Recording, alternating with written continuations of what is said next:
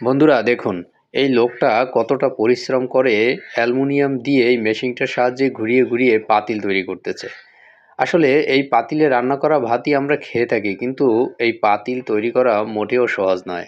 দেখুন না, এই দুইটা লোক কতটা পরিশ্রম করে এই অ্যালুমিনিয়ামের পাতটাকে এই মেশিনে ঘুরিয়ে ঘুরিয়ে একটা লোহা দিয়ে চেপে ধরে, মানে দুইটা লোকের অনেকটাই পরিশ্রম করতে হয়, গায়ের ঘাম, মানে গায়ের রক্ত পানি করে তারপরে তাদের পরিশ্রম করে একটা পাতিল তৈরি করতে হয়। আর এই একটা পাতিলের ভিতরে তাদের অনেকটা স্বপ্ন লুকিয়ে থাকে।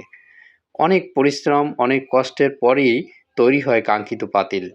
দেখতে থাকুন সম্পূর্ণ ভিডিওটি, আর দেখে যদি ভালো লাগে অবশ্যই লাইক করে দিয়েন, শেয়ার করে দিয়েন অন্যকে দেখার জন্য। দেখেন, একটা অ্যালুমিনিয়ামের পাতকে কত সুন্দর শেপ করতেছে দেখুন। এই পাতিলটা আসলে অসাধারণ একটা ভিডিও। যদি ভালো লাগে অবশ্যই শেয়ার করে দিয়েন, আর সম্পূর্ণ ভিডিওটি দেখতে থাকুন।